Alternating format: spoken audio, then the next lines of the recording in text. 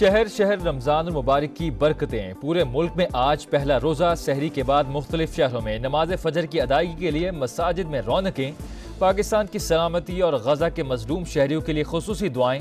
سما کی سحری ٹرانسمیشن میں علماء کرام کی شرکت، قوالی کی محفل اور نعتیہ کلام بھی پیش کیے گئے۔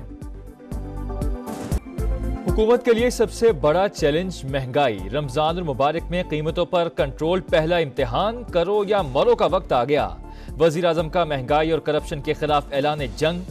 شہباز شریف وفاقی کابینہ کے پہلے اجلاس سے خطاب میں بولے، رمضان پیکج کے تحت تمام یوٹیلٹی سٹورز پر اشیاء کی دستیابی یقینی بنائی جائے گی۔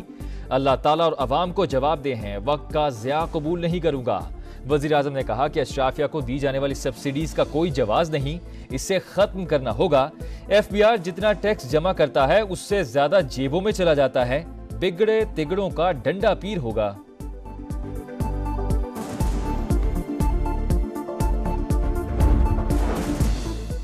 رمضان میں بجلی اور گیس کی بلا تعطل فراہمی کو یقینی بنایا جائے۔ وزیر اعظم کی ہدایت، توانائی سیکٹر کا گردشی قرض ختم کرنے کے لیے جائمہ لائحہ عمل طلب۔ شہباز شریف نے کہا کہ گیس اور تیل چوری کرنے والوں کو سزا دی جائے۔ حکومت کا کام کاروبار نہیں، نجی شعبے کو سہولت فراہم کرنا ہے۔ لوگ چاند پر جا رہے ہیں، ہمارے ہاں بجلی گیس میسر نہیں۔ گورنر سندھ کامران ٹیسوری کی نمائش چرنگی پر سحری کی تقریب میں شرکت۔ کہا ملک میں عوام کو روٹی اور روزگار میسر نہیں، امید ہے ہم سب مل کر ملک کو مشکلات سے نکالیں گے۔ بلوچستان میں بارشوں کا دھواں دھار سپیل جاری۔ دالبندین میں متعدد گھر زمین بوس، گاڑیاں اور پاک ایران ریلوے ٹریک پانی میں بہہ گیا۔ کوئٹہ میں سیوریج کا پانی گھروں میں داخل، سڑکیں ڈوب گئیں۔ بارکھان میں نشیبی علاقے زیریاب، بالائی علاقوں میں کہیں بارش تو کہیں برف باری۔ لاہور کے مختلف علاقوں میں بھی وقفے سے ہلکی بارش۔ بالائی پنجاب، خیبر پختونخوا اور گلگت بلتستان میں آج سے مزید بارش اور برف باری کا امکان۔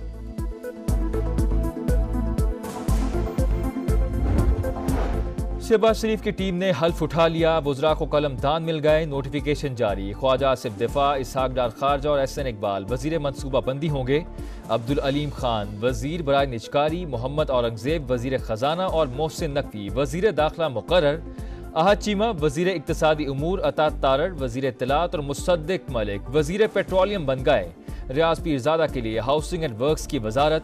اویس لغاری ریلوے اور خالد مقبول صدیقی کو وزارت سائنس اینڈ ٹیکنالوجی کا قلم دان دیا گیا۔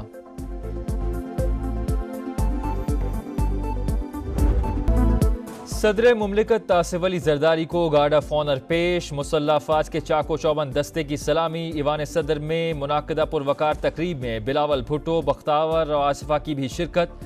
بختاور بھٹو نے ایکس پر پوسٹ میں لکھا، آصفہ عدالتوں سے جیل تک آصف علی زرداری کے ساتھ کھڑی رہیں، آج وہ ملک کی بطور خاتون اول ان کے شانہ بشانہ ہیں۔ صدر آصف علی زرداری اور وزیر اعظم شہباز شریف کی ملاقات، ملک کو بحرانوں سے نکالنے کے لیے مشترکہ جد و جہد پر اتفاق۔ چودھری شجاعت حسین اور محسن نقوی بھی صدر مملکت سے ملے، سیاسی صورتحال اور اتحادیوں سے متعلق امور پر مشاورت۔ کوئی سیاسی انتقام نہیں لیا جا رہا، جمہوری حق کی آڑ میں ملک کو غیر مستحکم کرنے پر کوئی رعایت نہیں دیں گے۔ وزیر اعلیٰ پنجاب مریم نواز کا سیاسی مخالفین کو جواب، کہا ایک خاتون پولیس وین پر حملہ کر کے لوگوں کو چھڑا کر لے گئی، ایسا کس ملک میں ہوتا ہے؟ ایوان بالا کے 52 ارکان کی مدت ختم، نشستیں خالی، نئے سینٹرز کا انتخاب 48 سیٹوں پر ہوگا۔ فاٹا انضمام کے بعد قبائلی علاقوں کی علیحدہ 4 نشستیں ختم ہو چکی۔ سینٹ انتخابات 2 اپریل کو ہوں گے۔ الیکشن کمیشن کا اعلان، تیاریاں مکمل۔ صحافیوں کو ایف آئی اے نوٹسز اور ہراساں کیے جانے کے خلاف کیس کی سپریم کورٹ میں سماعت۔ ایف آئی اے اور پولیس کی رپورٹس مسترد، عدالت نے 25 مارچ تک تفصیلی رپورٹ طلب کر دی۔ چیف جسٹس نے کہا ججز کا نام لے کر نوٹسز جاری کیے گئے، عدلیہ کا کندھا استعمال کیا گیا، کیوں نہ توہین عدالت کی کارروائی کی جائے۔